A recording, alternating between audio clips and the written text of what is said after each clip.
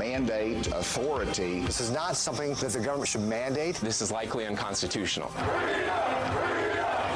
This is not about freedom for personal choice. We are not going to let people be fired. Come on. Your life, your values, your voice. This is News and Views with Tom Lamprecht on Talk 96.3 and 103.7. All right, welcome in. It is News and Views for a Monday. Lots to talk about. We'll get to the mandate, which is making news. Right now, as we speak, about an hour ago, there was a major rally taking place in New York. Teachers, public school teachers, no less, are having a rally against the mandate. We'll get to that in a little bit. Interesting story out of Boise, Idaho. Now, we don't know the details. This just came out. But Joe Biden is up in Boise. He was visiting western states. They probably hope he'd get lost out there. And anyway, he was out in Boise, Idaho, and he goes off script.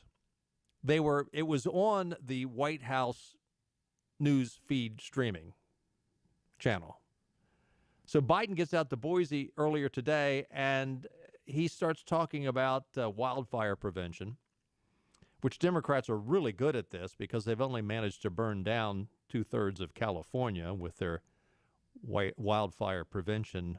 I mean, you go out to California, I mean, half of it's burned now, so I guess you can't really tell. But if over the last 10 to 20 years, if you go out to California, everything's totally overgrown. It's sort of like how they used to do it up in Chapel Hill. I mean, you know, for a while there in Chapel Hill, there was an ordinance in the town of Chapel Hill that you could not cut down a tree. You couldn't even cut down branches off a tree because somehow, you know, they're in love with Mother Nature, and heaven forbid we do anything to prune a tree. Somehow that's cruel. Oh, the tree feels pain.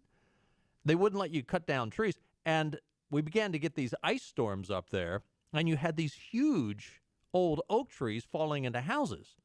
I mean, there was a period of time, probably about less than 10 years ago, that you just had tree after tree falling into houses because they don't know how to manage anything.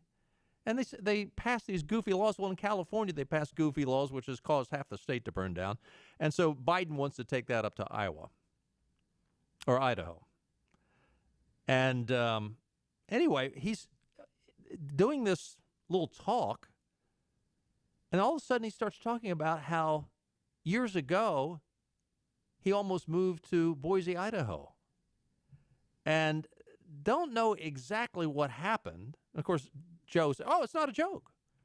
He started recounting the story of an interview he had in Boise years ago, went off script, and the White House feed was just cut. They cut the feed. Now, was it a technical problem? I don't think so. I think the technical problem is with Joe's mouth and brain. They cut it because they did not know where Joe would go. I mean, it's scary.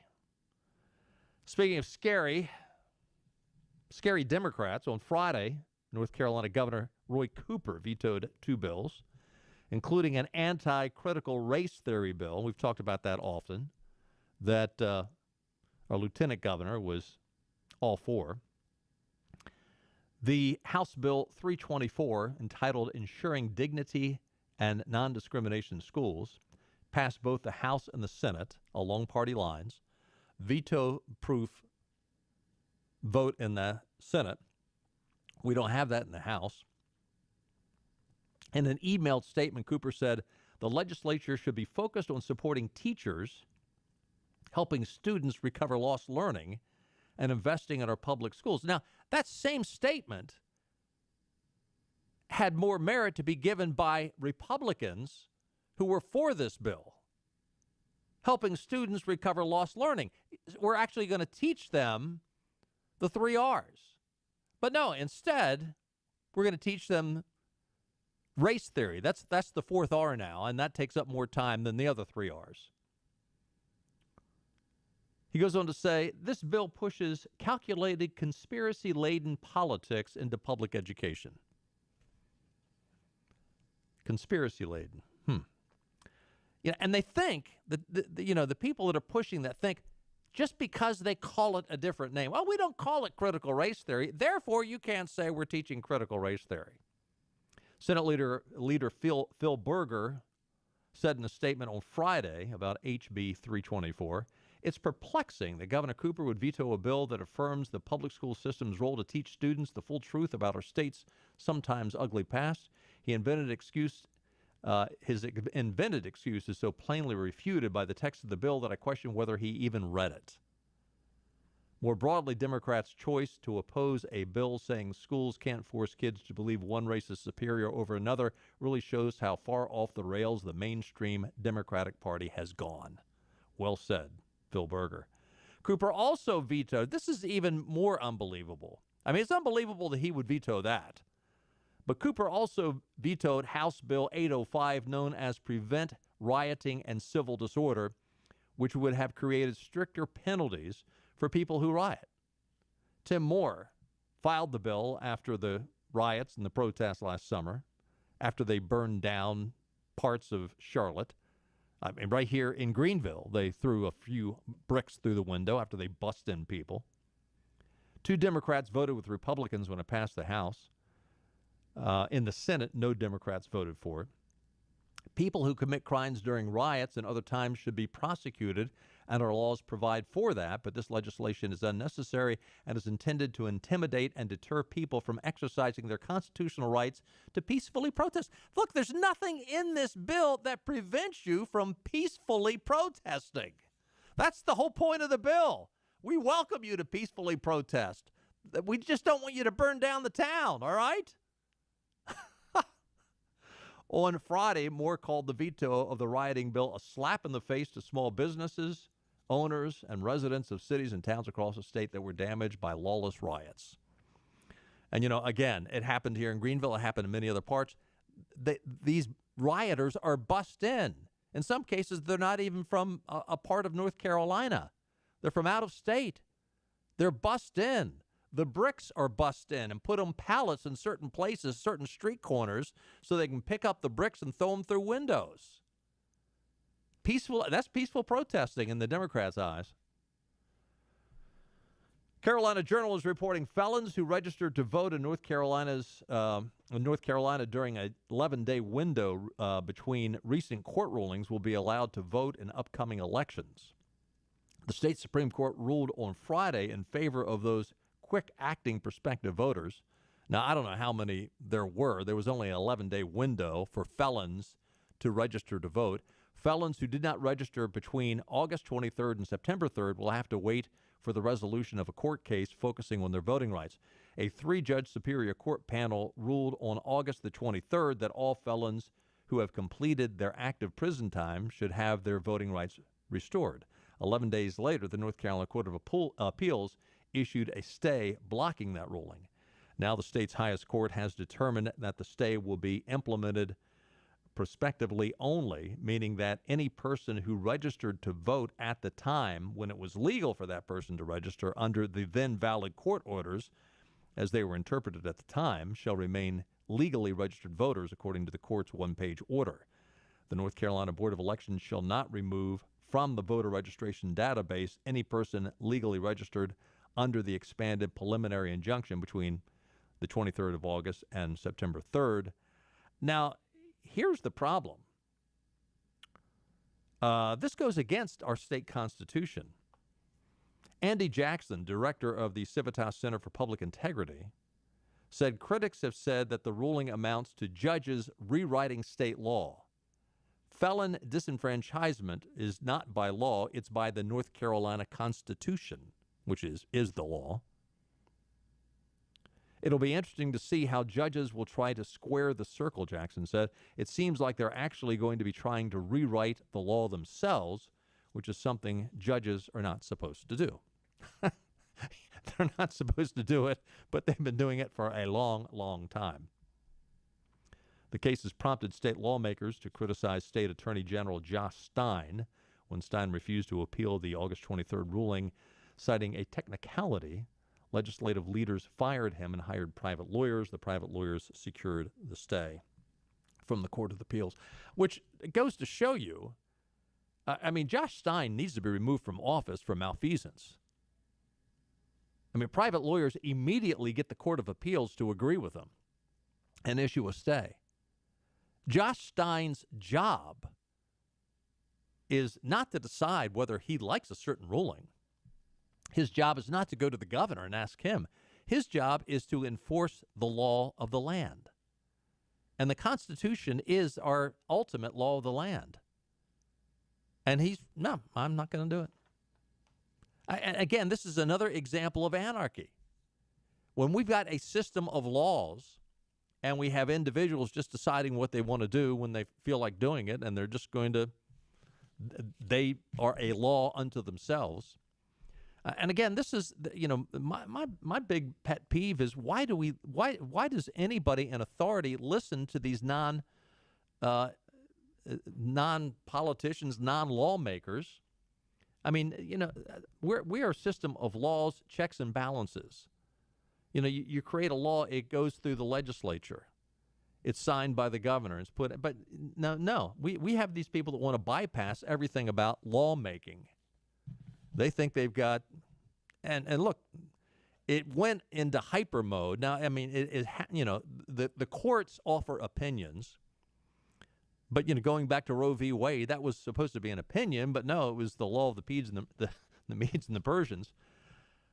And then you get Obama in there to put it on steroids. I've got a pen and a phone. I'll just do what I darn well please. Trying to keep it PG here. That's the whole pet peeve with the COVID deal. You now have the president, who's a part of the executive branch, basically dictating this order on mandates. The president doesn't have that power. He doesn't, especially over, and he might make an argument that he's got this power over federal employees. But he does not have this power over, if you're a private business with 100 employees or more, that they either have to be vaccinated or they have to be tested weekly. He does not have that power. Fox News is reporting Democrats today have defended President Biden's withdrawal from Afghanistan during a House Foreign Affairs Committee. Secretary of State Anthony Blinken was grilled over the administration's handling of the exit. Anthony Blinken was Joe Biden's advisor the whole time he was in the Senate on foreign affairs. I mean, not the whole time, but because Anthony Blinken's hardly 40 years old probably, but for a long period of time, he was the guy that was giving President Biden's the advice on foreign affairs when Biden was a senator. And what's interesting is, who was the general? His name slips my mind right now, but the Republican general who Gates was the guy that said Biden's had it wrong his entire career, and this is the guy that was advising Biden for a good portion of that career. Gregory Meeks, a Democrat from New York, the committee chair, said ending the war in Afghanistan was never going to be easy, and repeatedly slammed critics over his execution of the withdrawal last month. Disentangling ourselves from the war in Afghanistan was never going to be easy, he said. And for my friends who presume a clean solution for withdrawal existed, I would welcome hearing what exactly a smooth withdrawal from a messy, chaotic 20-year war looks like. In fact, I've yet to hear a clean withdrawal option because I don't believe one exists. What do you mean? Look, it might not have been easy, but yours was horrific. Here's an idea.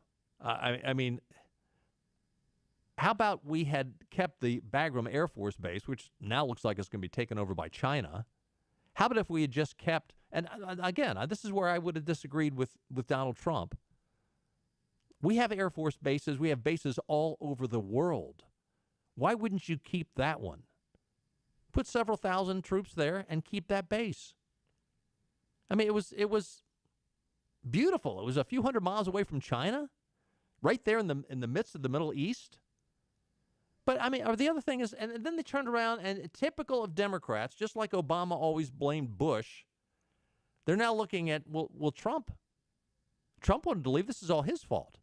This is the Trump plan. We are forced to withdraw. No, you weren't. You haven't done anything else that Donald Trump said you should do. Why should this make any difference?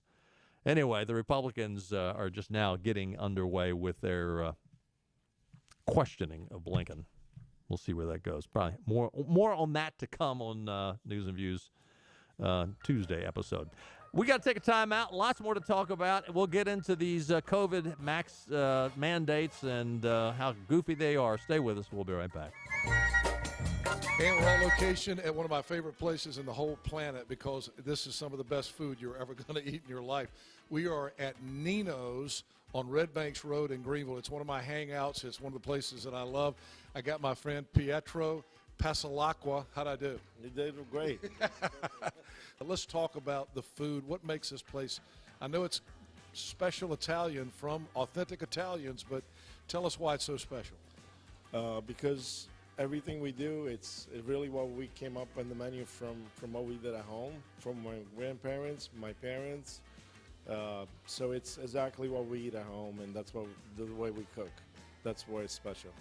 And the atmosphere in this place is special also. From the bar to the two dining areas. You got two different dining areas, and now the weather's nice, so there's going to be a lot of folks that want to eat outside.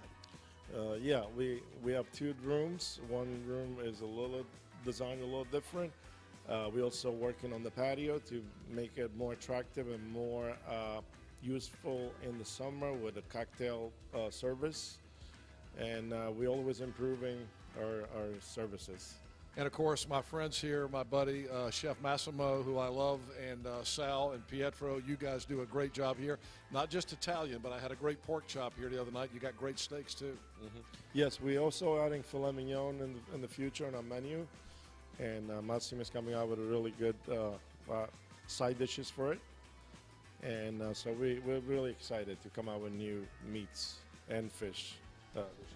All right, Nino's on Red Banks Road in Greenville. Same people that give you Marabello's and the great pizza that you get at Marabello's, but this is fine dining at Nino's. If you haven't been here, you don't know what you're missing.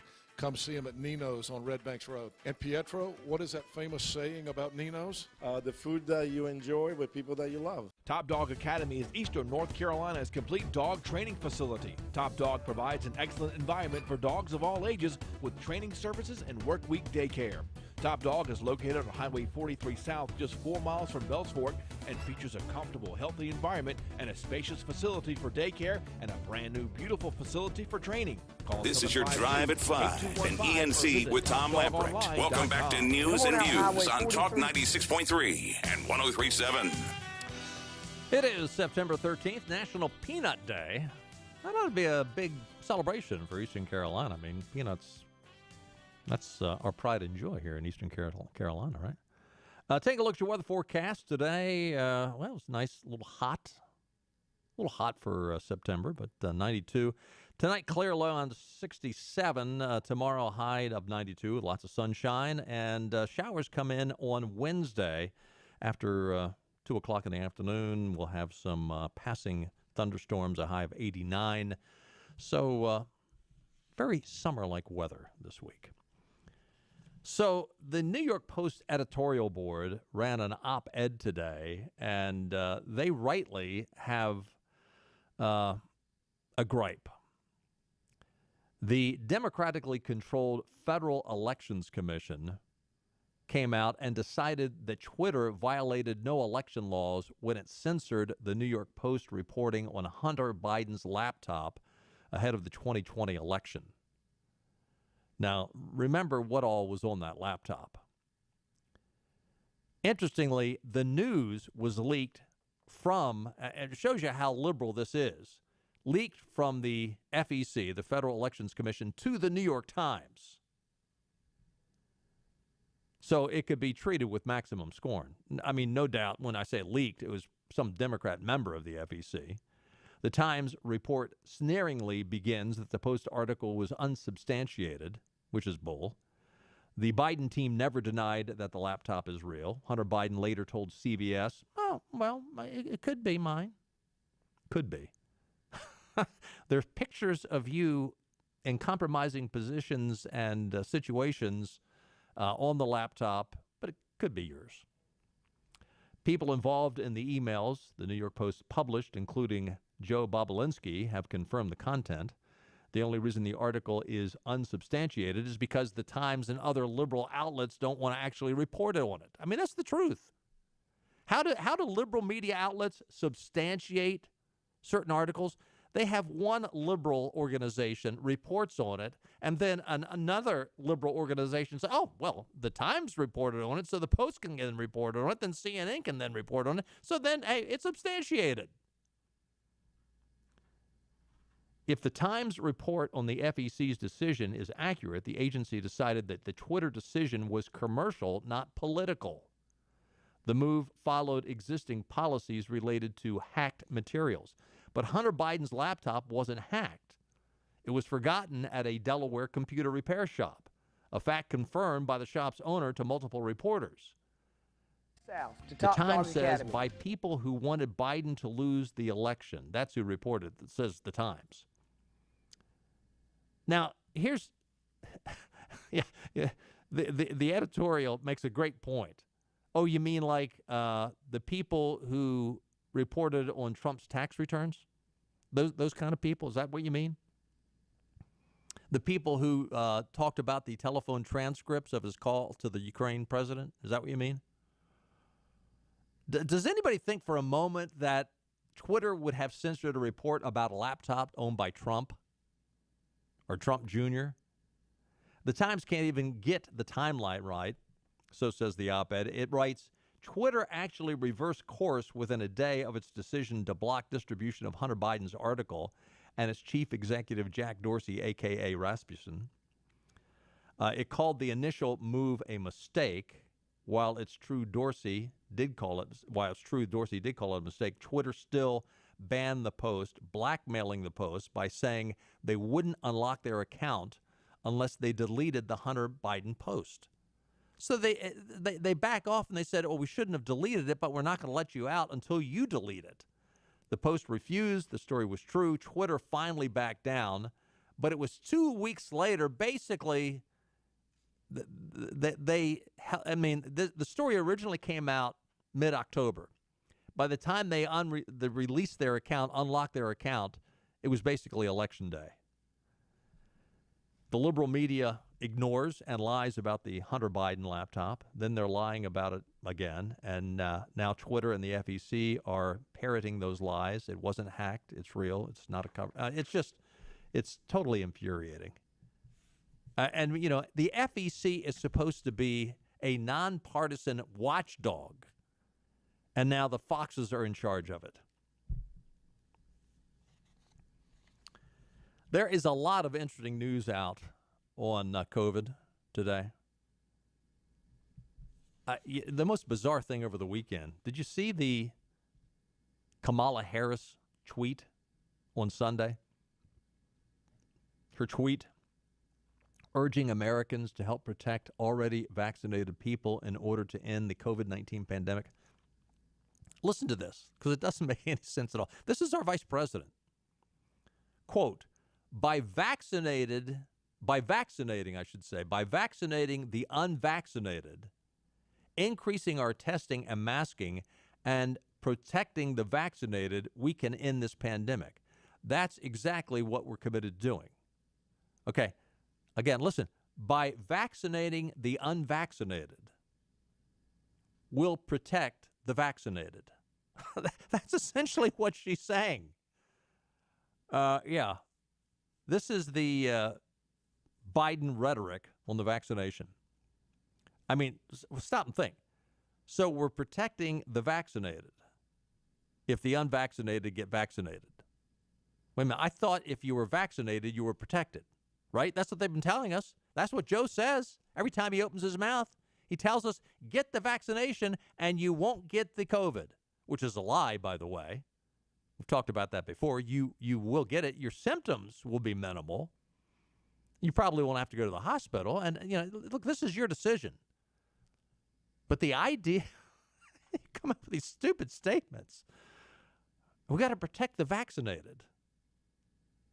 The vaccinated are protected. By the way, I said this last week, Got to say it again. It's been a week now. I don't know what the incubation period is for people that get COVID. I'm not a doctor. But where are all the breakout cases? Where are all the breakout cases from these football games? I mean, you have, in total, there's got hundreds of thousands of people. I mean, you probably had 70,000 people up at Neyland Stadium in Tennessee, in Knoxville, Tennessee over the weekend. You had at least 40,000 here in Greenville. I mean, the Alabama game, these stadiums are packed. I mean, collectively, all these there's probably 1 million people attending college football games. I don't see any of them in masks. So where are all these breakout cases? I mean, maybe I'll be wrong. Maybe there'll be some. I hope not. But I don't think there will be. By the way, speaking of football, have you listened or heard? You've got to hear it because it's all over the place. The new American cheer. In fact, I talked about Joe Biden going up to Boise. It's really interesting. It's not just a couple dozen. I mean, there are hundreds of people showing up now to Biden events that are Republicans. And they were there. I'm not promoting it. I don't necessarily think being crude is the right way to go. But it is getting everybody's attention, and it's showing that Americans are sick and tired of Joe Biden's administration. I always want to say administration because Joe's just a puppet. Joe's a Manchurian candidate. Joe doesn't know what's going on. I mean, somebody else is pulling the strings. But the Biden administration, there was a bunch of people that showed up in Boise that held out a banner that said F Biden, and that was the cheer. And if you go, look, there's all you got to do is type in college football games Biden cheer, and you'll see not just one or two examples. You'll see 10, 12, 15, 18 examples of stadiums that start breaking out cheering. Well, is cheering the right word? I don't think so. Jeering is the right word. Joe Biden. F Biden. By the way, the Brits, now this is really interesting. The Brits had a passport requirement. And the Sunday Times is reporting, which is a British publication, that Boris Johnson is giving up the idea of vaccine passports. That's not working. There is another story out of, is it Denmark, I think it is? Yeah. Alex Berenson. You may have read last week that Denmark is opening up and ending all COVID restrictions due to the success of its vaccination problem. The only correct response to this is lots of laughs. England, Scotland, and Israel are among the most vaccinated countries in the world, and they have seen huge spikes in cases, hospitalizations, and deaths since July. What's really going on? The continental European countries got started late on their mass vaccination programs. They tried to cheap out Pfizer and Moderna, which weren't having it. Eventually, the countries gave in. But as a result, their vaccination campaigns were months behind the United States in the spring and even further behind in Britain. As of June 1st, only 22 in 100 people in Denmark were fully vaccinated. And of now, it's about 74 in 100. Thus, these countries are now in what is called Happy Vaccine Valley, the 3 to 4 month period following the second dose when antibodies are high enough that the vaccines actually appear to work. For those of you keeping score at home, he writes, that's 2 weeks of negative testing after the first shot, a month of maybe 50% effectiveness, 3 months of near complete protection, and then a rapid fall to what looks like zero protection within 3 months. That's your science. I assume that the Danes are smart enough to know exactly where they stand. They also know that since they have a healthy population, COVID-19 is at most a trivial problem for them on a societal basis. How trivial? Denmark has about 6 million people. As of September 9th, about 2,600 of them had died of COVID since March of 2020. How many of those people are under 50? 26. 26. That's one per month. 5 were under 30, 5 out of 2.1 million Danes. The Danes, whether they admit it or not, probably not, have rightly decided that enough is enough, and they can't twist themselves into knots forever for an illness that produces numbers like these. So, and now they're talking about wanting to, in the United States, wanting to begin to vaccinate kids as young as 11. I think they're actually talking about kids ages 5 to 11. And over in Denmark, 5 deaths under 30. 5 out of 2.1 million Danes who are vaccinated. This ought to grab everybody's attention. COVID-19 vaccine boosters, for most, are unnecessary. So says the FDA advisors. Available evidence doesn't yet indicate a need for COVID-19 vaccine booster shots among the general population. This from an international group of scientists, including 2 senior FDA officials reportedly stepping down from their post over a disagreement with the White House over the administration of booster shots. Marian Gruber, director of FDA's Office of Vaccines Research and Review, and her deputy, Phil Cross, set to leave in October and November, published a viewpoint in The Lancet on Monday, along with other experts worldwide, arguing that COVID-19 vaccines remain effective in preventing severe disease. And what they mean by that is severe symptoms. I mean, you will get the disease, but the severity of it won't be as strong, including against the highly transmittable and dominant Delta variant. By the way, I've talked to doctors that have actually admitted if they see a case of COVID, they really don't know whether it's the Delta variant or just the original COVID. The comments came after Dr. Janet Woodcock, acting commissioner of the FDA, and Dr. Rochelle Walensky, director of the Centers for Disease Control and Prevention, recently advised the White House that regulators need more time to review necessary data before approving a COVID-19 booster shot plan. The guidance from the FDA and the CDC is both agencies have so far only accumulated enough data to suggest that some individuals who received the Pfizer vaccine should get the booster shot. Now, remember, these are the same people, Biden and Kamala Harris, who told you not to get the original COVID shot before they were elected, that they wouldn't get a Trump shot, right? Last month, the nation's top health officials said the U.S. was prepared to begin offering COVID-19 vaccine booster shots to Americans beginning September 20th, pending FDA review. And by the way, I mean, where does Biden get off, which he has done, talking about how he wants to push this through? He's all about the science and the data. Dr. Biden, we're talking about Joe here, not Jill. Neither one of them are medical doctors. They want to push it through. We got to take a time out. When we come back, though, there's something going on right now as we speak up in New York City. And what's really interesting are the people that are standing up against this mandate. And you've got both sides of the aisle. We'll talk about that when we get back.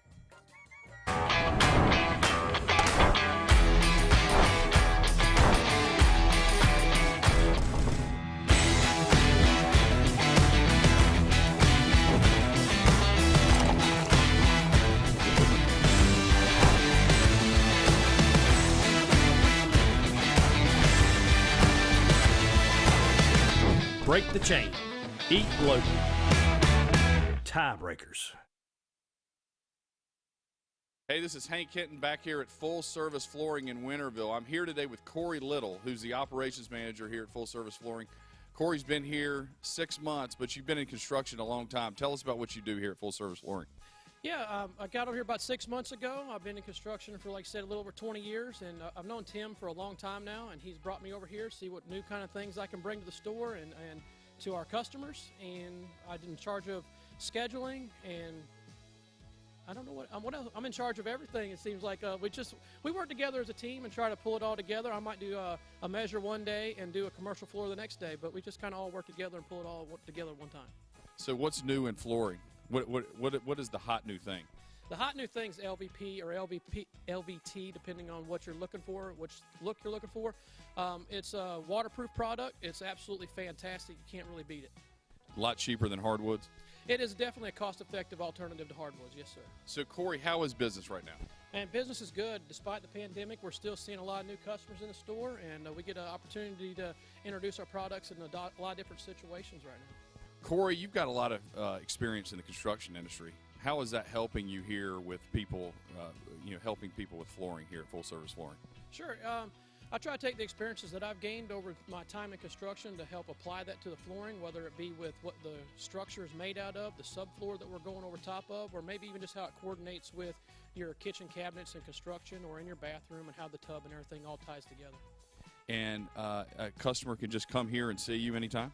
Absolutely. We're here 6 days a week, and we just love to see a new customer in here anytime. They can always call us and schedule something with us so we can make sure we have our time allotted for them. Corey, thank you so much. That's Corey Little here at Full Service Flooring. Come see these guys. They're on Tilco Drive in Winterville, 756-9308 and fullserviceflooring.com.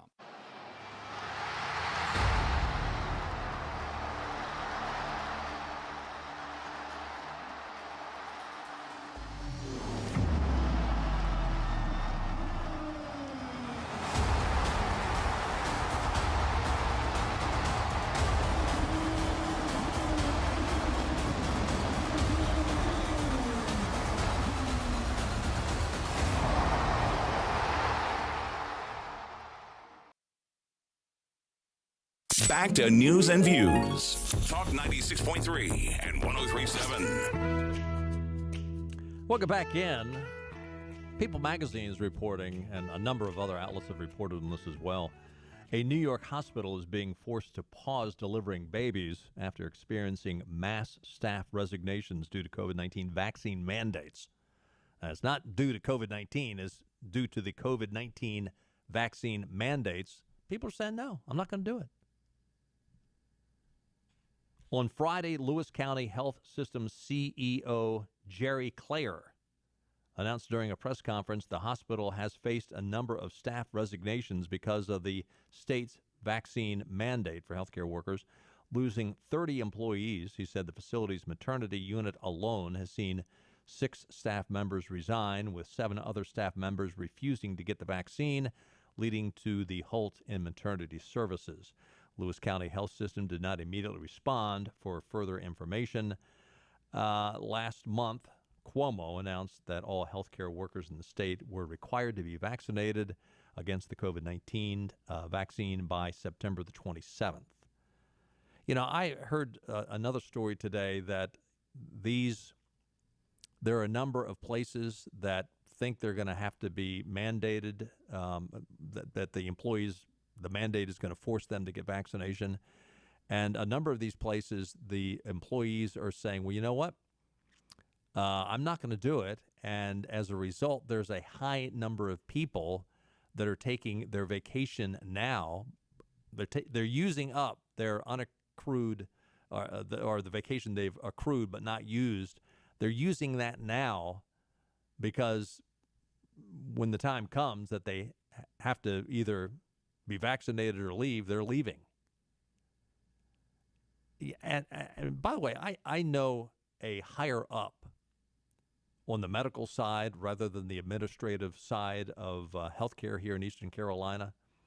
They have said they will resign before taking the shot. And one of these individuals, his friend of mine, researches things thoroughly. And they've said no to the vaccine. They're not going to do it. They'll find something else. They'll tighten their belt. They'll do what they have to do, but they're not going to do it. The big question is what we don't know. That's the thing. There are things of this vaccination that we don't know. I mean, there's a story in the news today that teenage boys are 6 times more likely to die of a heart issue after being vaccinated than they are likely of dying of COVID. That alone tells you all you need to know. There's a situation as we speak going on up in the state of New York City. There's an organization called Teachers for Choice. Now, this doesn't represent the traditional liberal teachers unions, which are, of course, in the pocket of liberals and Joe Biden. But back on August 25th, there was a rally, and literally thousands of people showed up. Teachers, students, citizens, union workers. And when I say union, teachers unions, the higher-ups in the teachers unions, they're in Joe's pocket. The actual rank and file, who are in some cases forced to join the unions, have they're at these rallies. There's another rally going on this afternoon. Today, September 13th, is the day that Mayor de Blasio had his, quote, key to the city plan, barring unvaccinated people from businesses and public places. Unvaccinated teachers and parents are banned from New York City schools. Teachers for Choice announced authoritarian segregation is now the official policy of the New York City and New York City schools. And their actions are, one, they're going to have people come to these rallies, peaceful uprising. Another one just got underway just about an hour ago. They're calling for walkout week, which started today. Don't have any information on how many teachers walked out. They are promoting leaving the unions, the UFT and the AFT, and they're planning on lawsuits. Last Friday, New York City announced that unvaccinated parents can't enter any public school building in the city as of today. Stop and think about this. So your kids are in the hands of a public school, your kids, and you're not allowed as their guardian to go in and be with them. I'd get my kid out of that school right away. This is beyond the pale. So mom and dad, your kid's in the school, but something happens, you're not allowed to go in there. So in other words, they're under the oversight of the school system, and you're not allowed to have a say-so, which we've known that all along, but now as it relates to, you can't even come into the building. Here is one teacher by the name of Rachel Maniscalco. She was at the rally, and here's what she had to say. I am prepared to end this now, and I am officially announcing my exit from the UFT. So your question was, am I prepared to lose it all? Yeah. And the answer is yes. Because I do not believe that this is just about a vaccine. I do not believe that this is just about our health. This is about medical freedom. This is about totalitarianism. We are headed into a very dangerous area. And if we comply with this, we are setting a terrible precedent for our future. Bingo. You know, the Biden administration, and again, Joe's just blithering in the corner over there, but the Biden administration is playing the part of the bully. And, you know, the way you stop a bully is you stand up to him. And if they don't back down, then you punch them in the nose. And no, I'm not proposing violence here. But that's how you deal with a bully. Come on. Yeah, Joe. I know you don't know what's going on, but your administration has used you, and you are the useful individual. I don't think you're in there. I don't think you won legally, but you're in there. You're being used. And apparently you're fine with that. Just keep feeding me ice cream, and Joe's happy. But he's playing the part of a bully. Hey, we got to take another time out. Stay with us. More to come. News and views for a Monday. We'll be right back. Your trade is in high demand. That means your trade-in value has never been higher. Go to Greenville Toyota now. We'll pay more for your trade than ever before. Get cash on the spot, even if you don't buy from us. At Greenville Toyota, where our volume saves you money.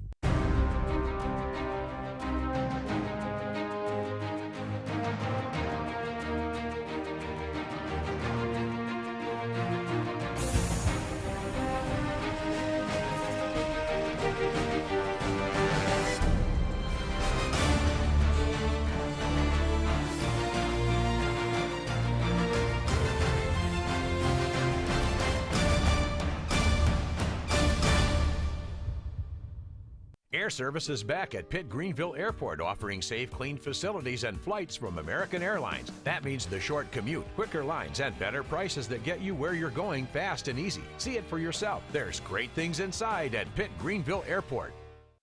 Sawyer's Fun Park in Winterville is now open. With over 40,000 square feet of family fun, daily money-saving deals, and a full-service restaurant, Sawyer's Fun Park is guaranteed to have something the whole family will love. Test your ninja skills on our 2-story obstacle course or head over to one of our 5 rock walls and race your friends to the top. And when you've worked up an appetite in our laser tag arena or our one-of-a-kind ropes course, grab a table over at the restaurant and try our world-famous Southern Monster Fries. Reserve your spot today at SawyersFunPark.com and come join in on the fun. My name is Dr. Neeti Armistead, Chief Medical Officer for Vidant Health. The following simple steps will help keep you and your community safe. Stay home as much as possible, wear a mask when out in public, avoid large gatherings, practice social distancing, and wash hands often. It's also important not to delay needed care. Vidant has taken important steps to provide you and your family with a safe environment. Learn more about COVID-19 and Vidant's response. Call 252-847-8000 or visit vidanthealth.com/COVID-19.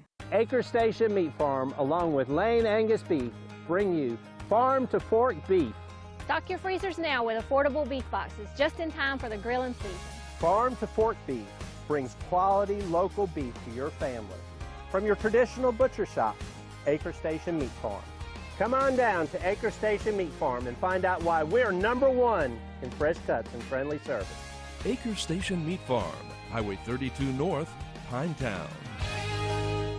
Air Service is back at Pitt Greenville Airport, offering safe, clean facilities and flights from American Airlines. That means the short commute, quicker lines, and better prices that get you where you're going fast and easy. See it for yourself. There's great things inside at Pitt Greenville Airport. Ride and shotgun with your 5 o'clock drive. Well, the drive home should be a delight. This is Tom Lamprecht with more news and views on Talk 96.3 and 103.7. So over the weekend, this is not any huge news, but one of the cities that has the strictest gun laws, Chicago. We ought to do, like a football poll. How many people will be shot in Chicago? This past weekend, 60 people wounded in 40 shootings. 7 died. Shooting victims range from ages 12 to 58. 11 people under the age of 18. The wounded juveniles ranged in age from 12 to 17. One of the 17-year-olds suffered a self-inflicted gunshot wound to his hand on Saturday afternoon. Yeah, you shouldn't be playing with guns, especially if you don't know what you're doing.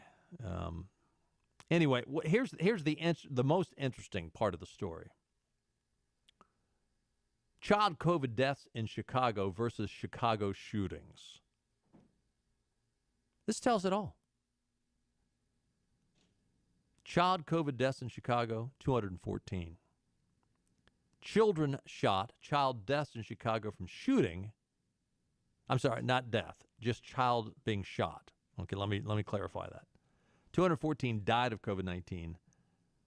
261 have been shot. How many have died? I don't know. But 261 have been shot. But listen to this. This is beyond the pale. There's a situation where 37-year-old Fallon Harris, a mother, was arrested and charged with fatally shooting her 12-year-old son Saturday morning, according to the Chicago Police Department. According to prosecutors, Harris shot the boy inside their South Chicago home just before 10:30 a.m. over a missing memory card. According to video footage from inside the home, Harris asked the boy about the missing card, at which time he said he did not know where it was. Prosecutors reportedly said she then allegedly shot him, according to the prosecutors and police, and reportedly left him conscious and crying. She shot a 12-year-old boy. Then she allegedly went back and asked him for the card a second time. He said he didn't know where it was. She shot him again. Prosecutors reportedly describe in horrifying detail how video showed the boy collapsing to the kitchen floor. A witness called police after discovering the boy unresponsive. He was shot at least once in the head and could not be saved. The mother was charged with first-degree murder. Okay, where is the outrage on this? Where are the protests on this? Where's Al Sharpton on this? Where is the race attorney ambulance chaser Ben Crump on this? Doesn't fit your narrative, does it? Doesn't quite fit your narrative. Where's the outrage? Where's the story even being reported? Unbelievable. Unbelievable. So tomorrow is the big election between Gavin Newsom and hopefully Larry Elder will prevail. What's interesting about this, a side note, I think Larry Elder could win if it's a fair election. What's interesting is Ashley Babbitt, the woman who was shot and killed on January 6th up in the Capitol, her family has said she has received 3 ballots in the mail to vote in the upcoming election, which takes place tomorrow. Unbelievable. Hey, listen, have a great night. We'll do it again tomorrow at 5. I'll see you then. Bye-bye, everybody. All right, all right, all right.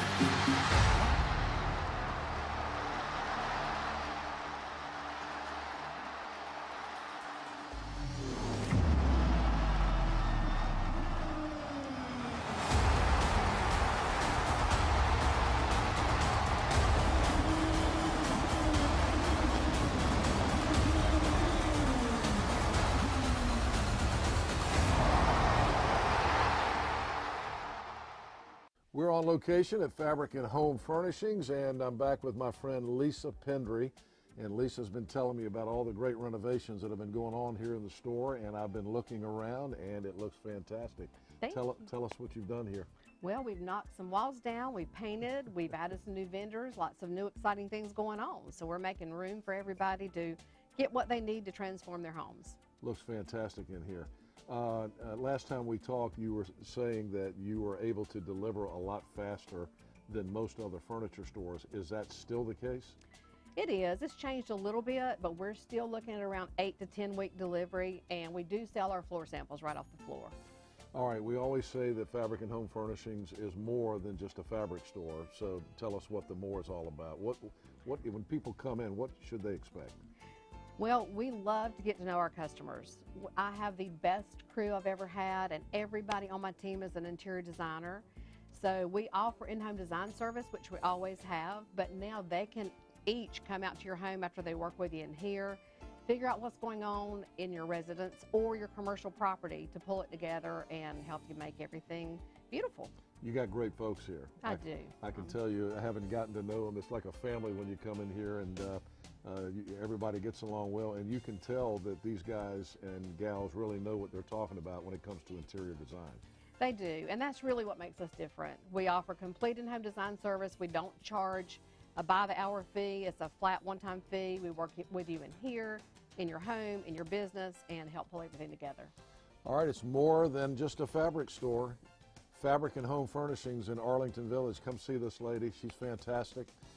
Fabric and Home Furnishings. Come see the renovations here in Arlington Village. And thank you for the visit today. Thank you, Henry. All right, you got to come see what they've done in the store here on Arlington Boulevard in Arlington Village.